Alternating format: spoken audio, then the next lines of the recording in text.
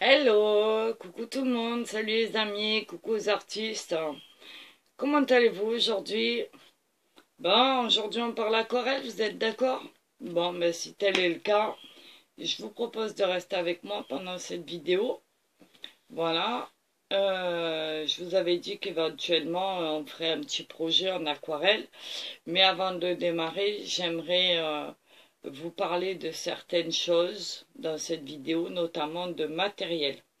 Voilà, donc je vais essayer de faire court parce que je voudrais pas que cette vidéo dure 10 ans et de façon à ce que quand vous allez faire vos essais et qu'on va démarrer le projet, vous ayez tout autour de vous correctement sans avoir besoin de vous dire ben, j'ai oublié ça, ça j'ai pas, etc., etc. Ok? Donc pour ça, qu'est-ce qu'on a besoin pour faire, enfin, de quoi, en parlant poliment, français, de quoi avons-nous besoin pour faire de l'aquarelle? Ben déjà du papier. Voilà. Déjà le papier, c'est très important. Donc l'aquarelle se fait sur papier.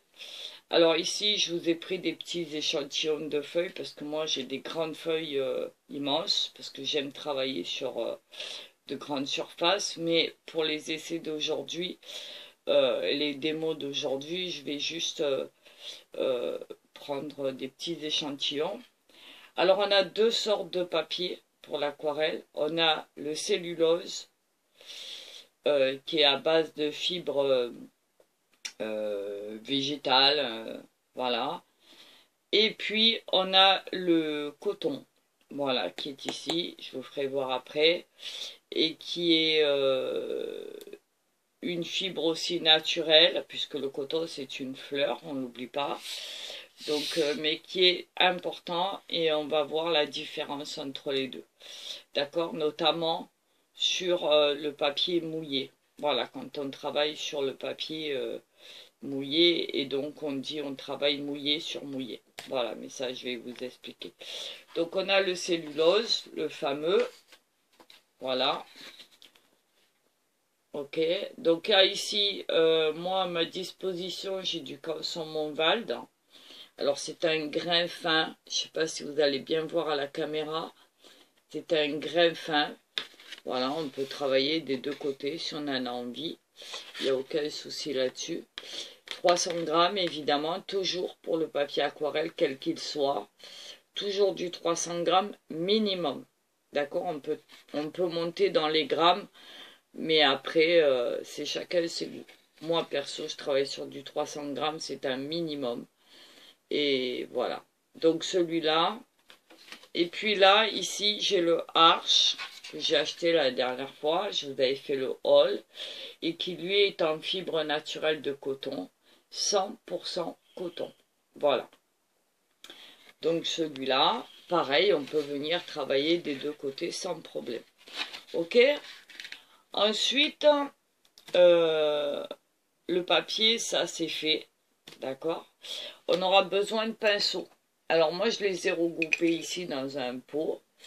Il y en a différentes sortes, différentes formes, différentes longueurs, plus ou moins fin, plus ou moins large.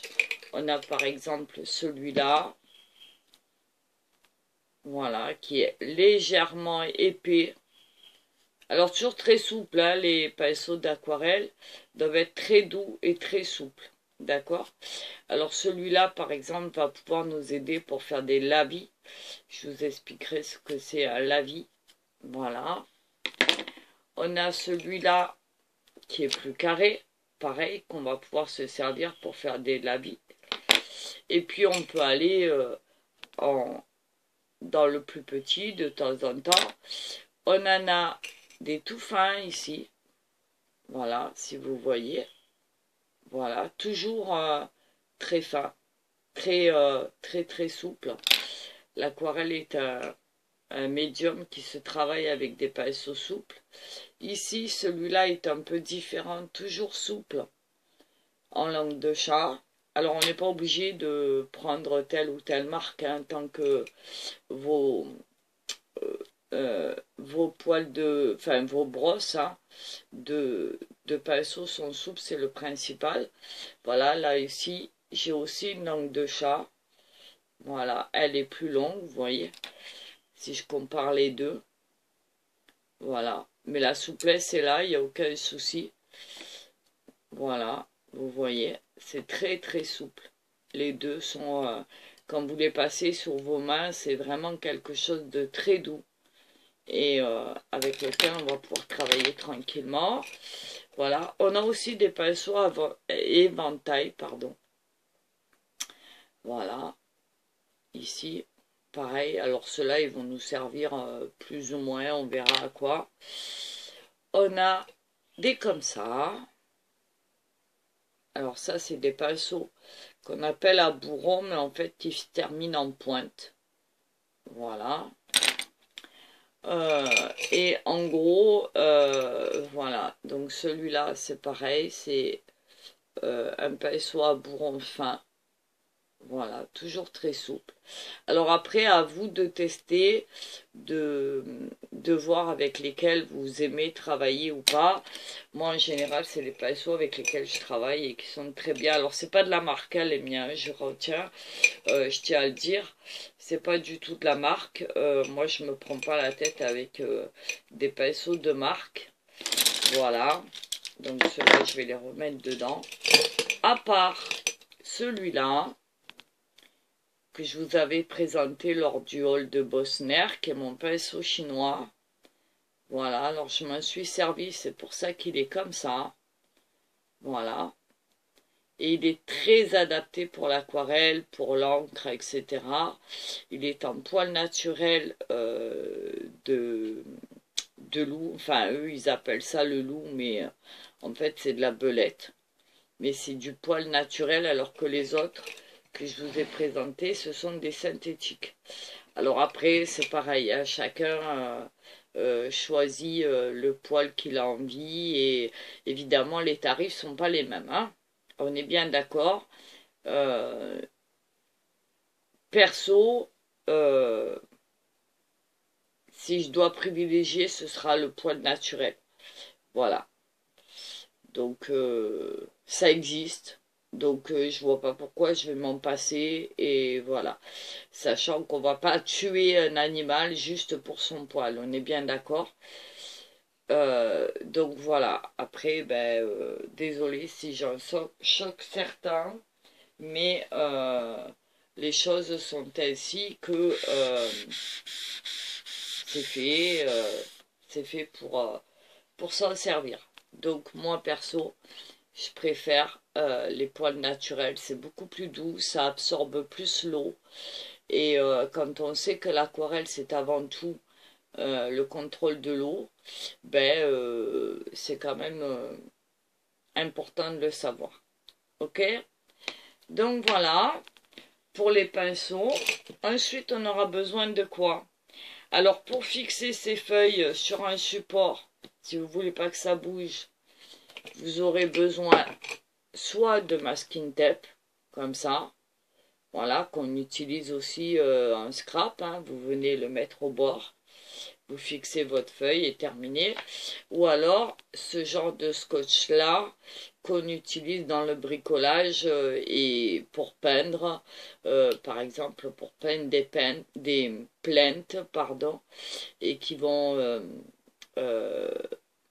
protéger le sol, par exemple, ou des contours de fenêtre, on viendra l'appliquer sur les vitres pour éviter que la peinture qu'on va appliquer sur les encadrements, par exemple, se mette sur les vitres. Donc voilà, ça colle correctement, mais sans adhérer et déchirer notre papier quand on viendra le décoller. Voilà. Ok, ensuite on aura besoin de quoi? Alors, une palette, c'est évident. Alors, vous avez ce genre de palette, ici en plastique, hein. Vous les avez aussi en porcelaine. Moi, en temps normal, j'utilise une assiette en porcelaine blanche. Bon, là, j'avais pas envie de la sortir pour faire une démo. Donc, je vais vous faire voir.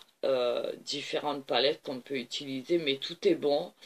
Toujours pareil, c'est à vous de vous adapter et de voir ce qui vous met le plus en confort et à l'aise dans l'exercice de l'aquarelle. D'accord? Donc on a ici différentes godets, qu'on va dire, enfin pas des godets, mais des creux, soit ronds, soit rectangulaires, où on va pouvoir venir délayer l'aquarelle et pouvoir travailler, faire des mélanges, etc. Ok? Vous pouvez utiliser aussi ces fameuses assiettes en plastique qu'on utilise pour les pique-niques ou différentes choses. Voilà, ça coûte 2 francs 6 sous dans un magasin. Et puis, vous avez aussi sûrement quelque part dans la maison des boîtes de glace ou des tupperwares quand vous faites rien, vous récupérez le couvercle et vous venez en faire une palette. D'accord? Voilà. Par rapport aux palettes, vous n'êtes pas obligé de les nettoyer à chaque fois parce que la peinture qui va vous rester dessus et qui va sécher, vous pourrez la réactiver plus tard quand vous reprendrez un travail ou une autre composition et vous pourrez réutiliser vos palettes. D'accord? Et vos couleurs déjà mises, ainsi que vos mélanges. Ok? Ensuite, on a besoin de quoi? Ben, d'aquarelle. Hein. Donc, l'aquarelle, moi, j'ai ça. Alors, soit en godet, soit en tube. D'accord? Donc, ici, j'ai celle-là en godet, qui est là, le Franc-Bourgeois, que j'utilise depuis des années. Je vous la fais voir. Voilà. Ici, j'ai la place pour acheter et rajouter des petits godets vides que je viendrai remplir. D'accord? Vous voyez, ceux-là sont déjà remplis. Ils sont remplis avec quoi? Bah, avec ça, tout simplement. Parce que celle-là, c'est la même que celle-là. Et comme mes godets ici sont vides, je viens les remplir avec mes tubes et je fais en sorte, voilà, je vous fais voir, et je fais en sorte de m'en servir. Alors, quand je viens les appliquer et remplir mes godets, je ne vais pas les utiliser tout de suite, il faut les laisser sécher. Une semaine, 2 semaines, 3 semaines, et après on peut venir les utiliser correctement. D'accord? Autrement, rien ne vous empêche d'acheter déjà des godets tout faits et de venir, mais c'est plus cher. Voilà, après chacun fait comme il veut. Ici, vous voyez ce que je vous disais tout à l'heure, c'est d'anciennes couleurs que je suis venue préparer pour un ancien travail que j'ai conservé, et si j'en ai besoin, il suffit d'une goutte d'eau pour pouvoir la réactiver et m'en servir. Voilà. Donc ça. Et puis dernièrement, je vous avais fait voir. Donc ça, je vais le mettre par là. Dernièrement, je vous avais fait voir dans le haul. J'avais acheté, pour passer à l'étape supérieure, la Winston et Newton. J'arrive jamais à dire le nom. Bref, Winsor et Newton, voilà, pardon, qui contient un petit pinceau de voyage comme ceci, qu'on va pouvoir fermer si on en a envie. Voilà, correctement. Hop, si j'arrive à le remettre. Voilà, pour protéger les poils, les mettre là. Alors pareil, hein, vous avez la place pour faire vos petits mélanges et diluer votre aquarelle. Et ici, mes petits godets d'origine. Alors l'inconvénient de celle-là, c'est qu'il n'y a pas la même liberté que dans celle-là. Et voilà, c'est-à-dire que celle-là, j'ai pas la possibilité de rajouter des godets. Mais rien ne m'empêche de rajouter des godets ici, dans cette palette-là, avec de la Winsor et Newton. Il n'y a aucun problème là-dessus. Ok, alors ces petites palettes, c'est des petites palettes de voyage qu'on va pouvoir venir par exemple, si vous avez envie de peindre à l'extérieur, rien ne vous empêche de venir les prendre, les mettre dans votre poche, ou par exemple comme celle-là, qui dispose à l'arrière d'un petit crochet, vous voyez, voilà, vous pouvez très bien l'accrocher à une ceinture ou à quelque chose, pouvoir peindre. Voilà, en plus celle-là, le couvercle se détache aisément, sans problème, et vous pouvez disposer de votre palette d'un côté et de vos mélanges de l'autre si vous en avez envie. Ok, voilà. Bon, celle-là, elle a pas loin de 7 ans. Ok, bon, celle-là, elle est toute neuve. Alors, par contre, voilà, par contre, celle-là, derrière, il n'y a pas de crochet pour la tenir, mais si vous avez un chevalet par exemple, vous la posez sur le bord de votre chevalet et ça se passe très bien, vous l'ouvrez, vous peignez, vous faites ce que vous voulez. Voilà, si vous pouvez peindre à l'extérieur, ben, vous allez avoir besoin soit de pinceaux à réservoir d'eau, là j'en ai pas sous la main, mais on les remplit d'eau et on a de l'eau sur place, ou alors vous remplissez une petite bouteille, un petit truc, et vous venez peindre à l'extérieur sans problème. Autrement, si vous êtes comme moi dans un atelier à l'intérieur, ben, vous avez la possibilité de mettre votre eau claire dans des petits godets, des petits pots.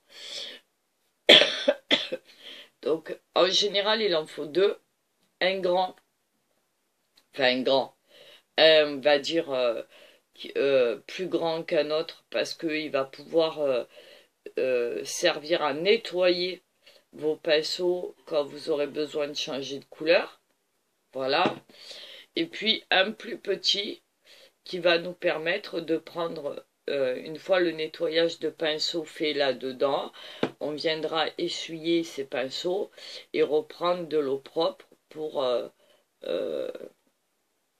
démarrer sur une autre couleur. Voilà. Donc, je crois qu'on a fait le tour. Ensuite, ça c'était pour l'eau. Ensuite, on aura besoin d'un chiffon. Voilà, alors moi je prends des petits carrés comme ça, d'éponge, que j'achète chez Ziman. Voilà, celui-là je l'ai acheté encore cette semaine. Je les change régulièrement, mais je les passe souvent à la machine. Mais au bout d'un moment, ils s'usent. Donc, je viens les changer quand ils sont trop usés. Et voilà, mais ils me servent énormément pour ma peinture. C'est du coton. Ça n'abîme pas mes têtes de pinceau quand je les essuie. Et c'est très bien comme ça. Voilà. Autrement, vous prenez un sopalin. Voilà, près de vous. Vous venez essuyer votre pinceau dessus. Et voilà. Donc, ben, je pense que là, voilà, on a fait un petit peu le tour du matériel. Donc là, on en est à, je regarde, 18 minutes, c'est déjà pas mal. Ah, et on n'oublie pas aussi, pour ceux qui ne connaissent pas, la roue chromatique. Parce que ici aussi, en aquarelle, elle va nous servir. D'accord ? Voilà, donc on la met quelque part devant soi et on tente. Pour ceux qui préfèrent tracer leur dessin avant de faire une aquarelle et de faire un travail quelconque, c'est fort possible de le faire. Donc on va venir, alors je l'ai mis où? Je sais plus, j'ai perdu, c'est pas grave, je l'ai mis. Au voleur que personne ne sorte. J'ai perdu. Bon, c'est pas grave. On va en prendre un autre. Je le retrouverai après. On va venir prendre un crayon. Voilà. Alors, on évite de prendre un crayon trop gras. Bon, celui-là, il n'est pas adapté. Hein, mais celui-là, c'est un B. On va plutôt privilégier un HB pour un plus gras ou un H ou un Voilà, ou même un F, dans la mesure où il faut que votre trait de crayon soit très très très léger, d'accord? Et puis, parce que sinon, si les traits de crayon se voient à l'aquarelle, ça va pas faire joli, sachant que l'aquarelle, c'est un médium transparent et qu'on va voir en dessous ce qui va se passer. Ok, donc on va venir un crayon très sec. Voilà, on prendra l'habitude en tout cas de travailler très légèrement pour tracer des contours. Et voilà. Et pour effacer ensuite, on a différentes gommes. Hein. Moi j'ai la fameuse gomme électrique. Voilà. J'ai celle-ci pour les détails. Voilà. Et puis j'en ai d'autres qui sont là.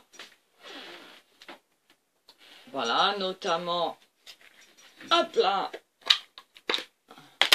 les gommes mie-pain, indispensables dans tous les travaux. Voilà, moi j'ai celle-là, voilà. Et puis vous avez les gommes classiques. Alors elle est un peu sale celle-là, mais c'est rien, ça se nettoie, il n'y a pas de souci.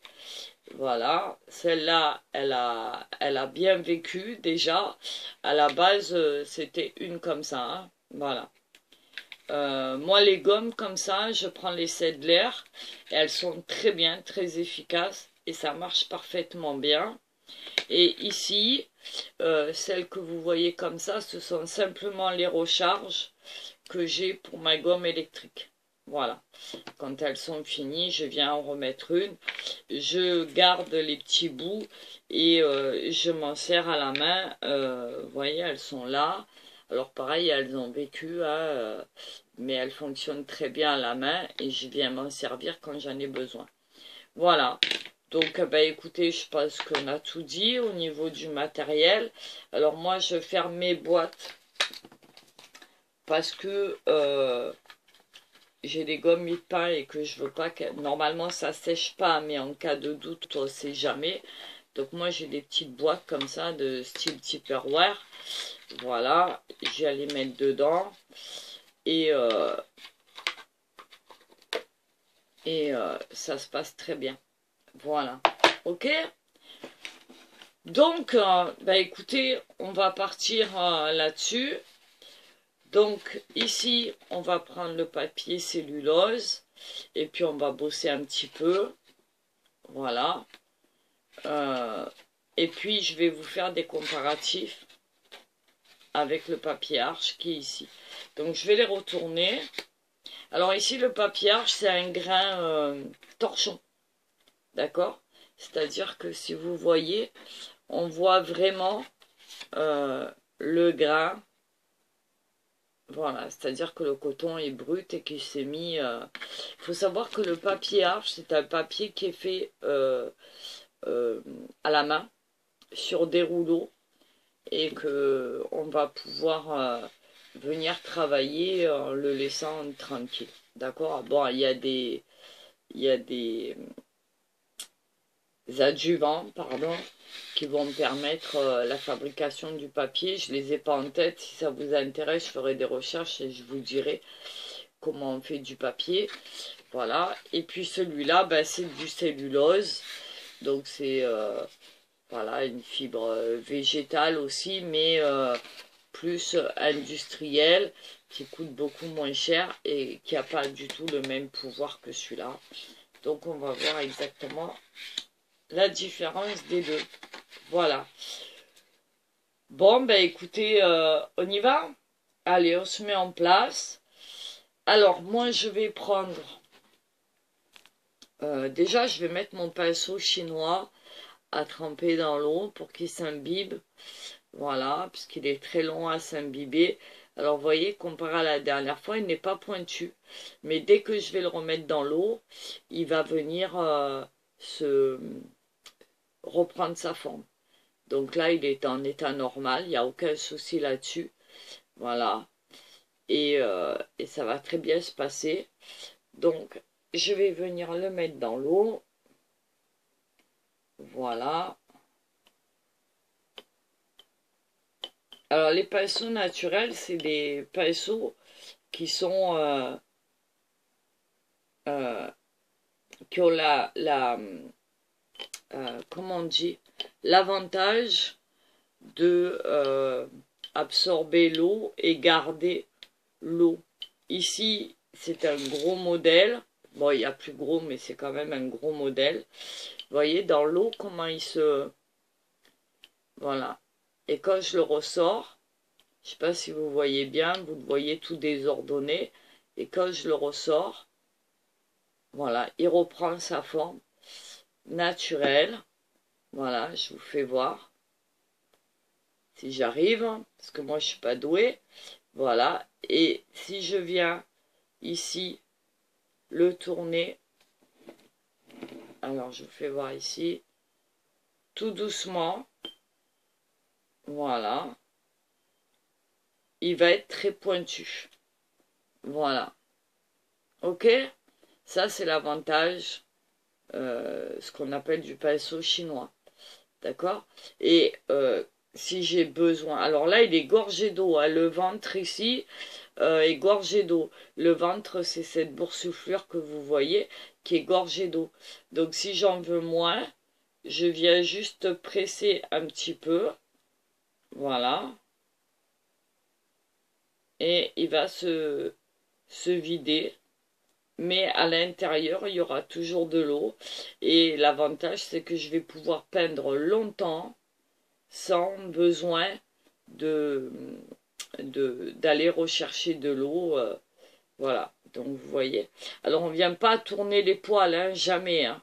On vient verticalement les remettre en place et on respecte le sens du poil en fait. Hein. Alors vous avez des petits gris, c'est des poils d'écureuil, vous avez de la martre, vous avez ici c'est de la zibeline ou de la belette. Vous avez, je sais plus, enfin il y a plein de pinceaux comme ça en poil naturel qui coûtent très cher évidemment, mais la qualité est quand même là et le résultat, alors si vous combinez un pinceau en poil naturel d'animaux comme ça avec un papier 100% coton, je peux vous dire que le résultat c'est extraordinaire. Voilà. Donc voilà. Donc je vous fais voir ça et on en parle après. Donc celui-là, je vais le poser. Et celui-là, l'avantage, c'est que on va pas venir le faire sécher comme ça. Parce que sinon, comme il garde beaucoup son humidité comparé à un autre, ben, toute l'eau en séchant va s'écouler ici. D'accord? Et du coup, ben, ça va se décoller, malheureusement. Donc ici, il a l'avantage d'avoir une petite attache. Donc il existe des tourniquets avec des accroches pour les mettre. Après, vous pouvez très bien faire vous-même un petit crochet, l'accrocher.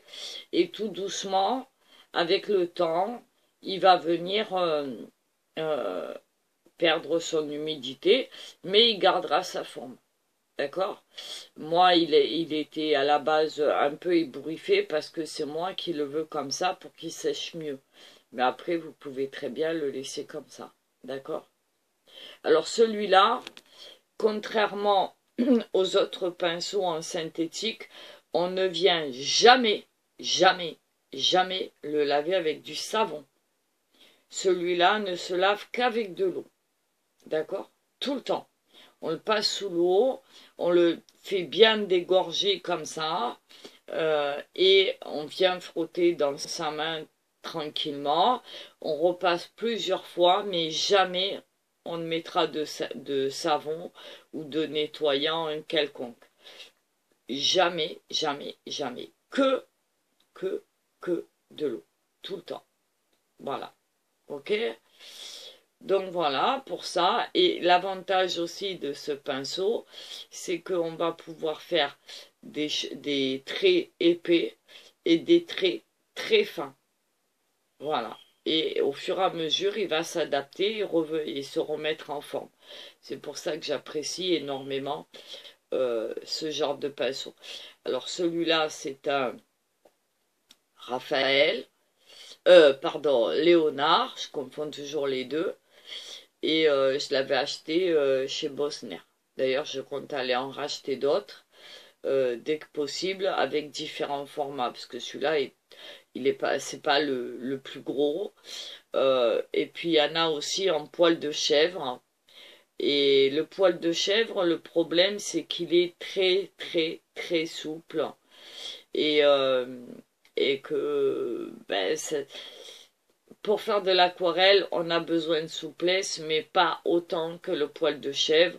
Ou alors il faut vraiment être aguerri et pouvoir... voilà, alors il y a 3 sortes de pinceaux chinois.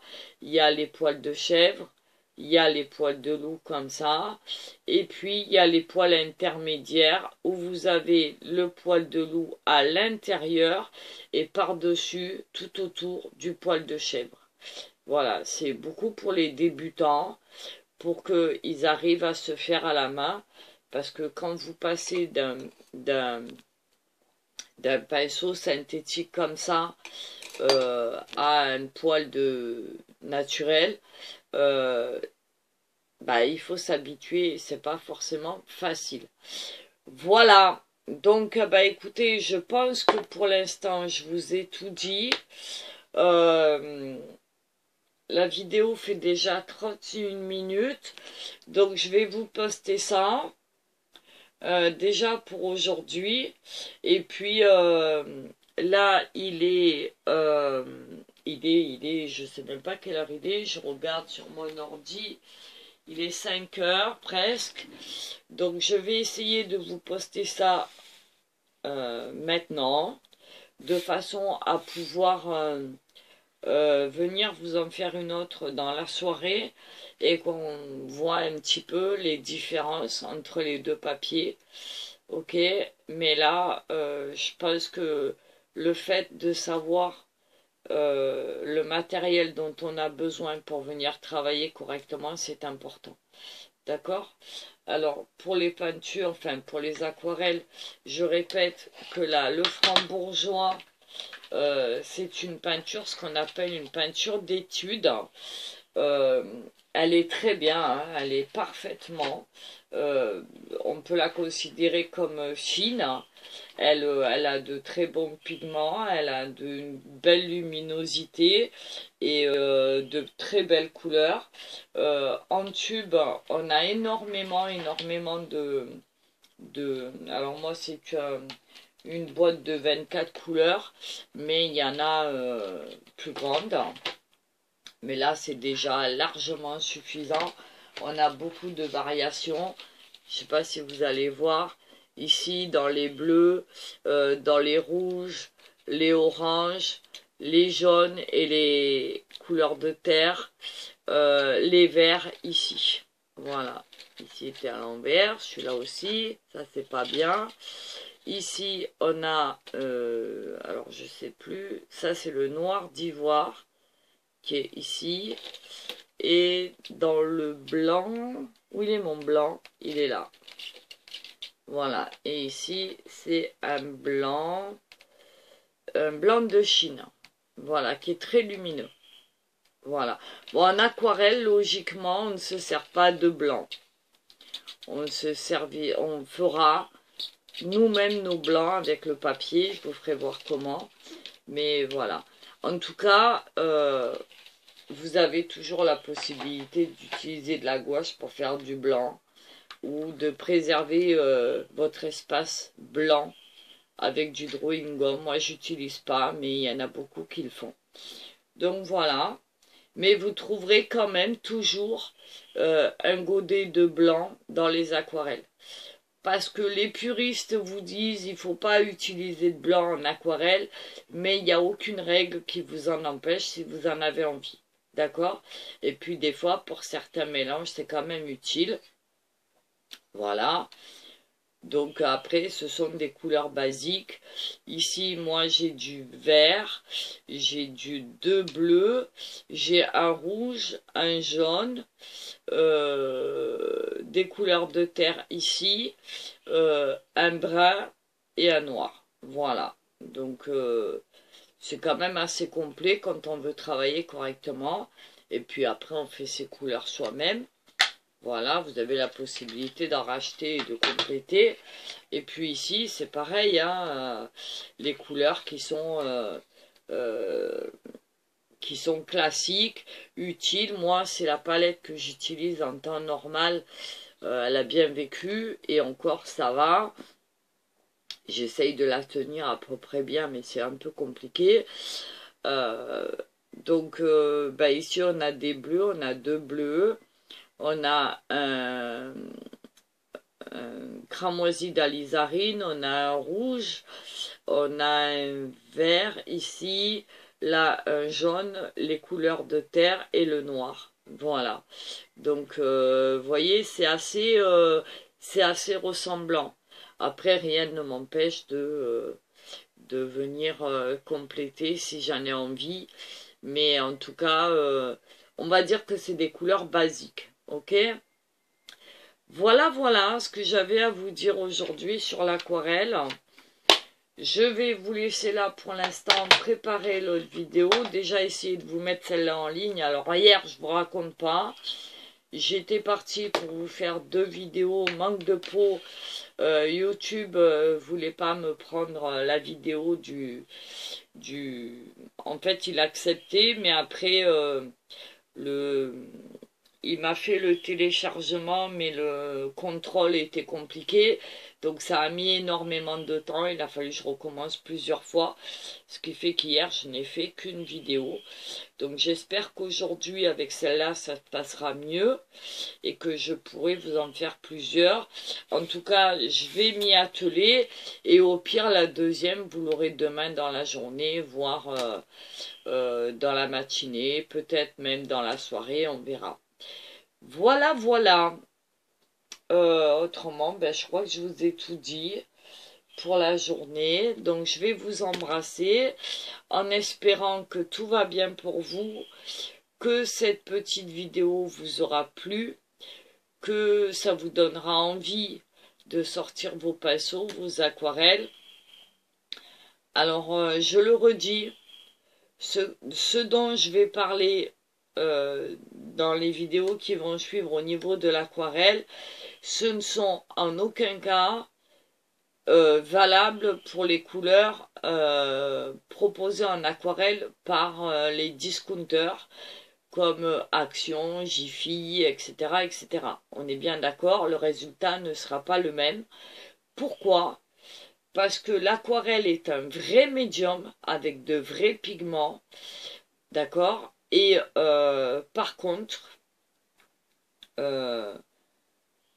quand on achète une, entre guillemets, aquarelle chez Action ou ailleurs à très bas prix, ce que eux appellent aquarelle, si on va dans le sens sémantique du mot, ça veut dire couleur à l'eau. Simplement, peinture à l'eau. Donc en fait, c'est juste de la gouache très diluée. D'accord? Donc rien à voir. Mais alors vraiment rien à voir avec la vraie peinture, la vraie aquarelle, dont les aquarellistes se servent.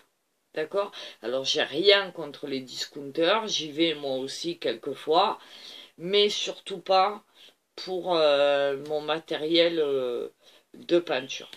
Voilà, que ce soit clair. Après, si vous n'avez pas... Pardon. Si vous n'avez pas les mêmes que moi, ça n'a pas aucune importance. Vous avez d'autres vendeurs, d'autres marques sur des sites internet qui sont très bien et qui pourront vous indiquer de vraies aquarelles. Pardon. Et pour débuter, je vous conseille quand même des peintures d'études. Parce que si ce médium vous convient pas, il n'y a aucun intérêt à investir. Je suis désolée, je m'étouffe, je parle trop. Et du coup, voilà. Donc, ben, regardez, testez, allez visiter. Et puis, moi, je vous mets en ligne la suite. Je vais aller boire un verre d'eau. Et puis, d'ailleurs, je vais faire ça tout de suite. Parce que je ne pourrais pas aller jusqu'au bout. Pardon. Voilà. Donc, voilà. J'essaye de vous mettre ça le plus rapidement possible. En tout cas, la suite. Et puis, j'espère que ça vous donnera envie de travailler l'aquarelle et de venir suivre les vidéos. Alors, je suis pas une pro, hein, je le répète, attention. Je ne donne pas de cours. Je ne suis pas une pro en aucun cas. Simplement, je transmets ce que je connais. D'accord? Voilà. Donc, sur ce, je vous fais à tous des gros bisous. Passez une bonne après-midi. Et puis, on se retrouve très vite pour la suite. Et on viendra faire des petits essais parce qu'on m'a demandé certaines choses, notamment comment faire des feuilles d'arbres ou de fleurs à l'aquarelle. Donc des choses assez simples mais avec des petits détails, des petites choses. On viendra tester donc ces deux papiers. On viendra travailler sec, sur papier sec. On viendra travailler sur papier mouillé. Donc mouillé sur mouillé et mouillé sur sec. Et vous verrez toutes les différences. On travaillera avec les deux aquarelles ici de façon à ce que vous voyez aussi la différence pour ça. Et puis avec différents pinceaux, etc., etc. Voilà, on fera des vrais tests. Et puis voilà. Ok? Donc je vais vous embrasser là. Et vous laisser pour cette vidéo. Je vous fais des gros bisous. Je vous dis à très vite. Bon après-midi. À vos pinceaux. Sortez les aquarelles. Faites-vous plaisir. Et à tout de suite pour vous ou pas. Et moi, je vous prépare tout ça. Voilà. Des gros bisous à tous. Salut les artistes. À bientôt les amis. Et soyez créatifs surtout. Voilà. Bisous, bisous. Et merci à tous ceux qui suivent ma chaîne. Je vous embrasse fort. Bye bye. Bisous à tous.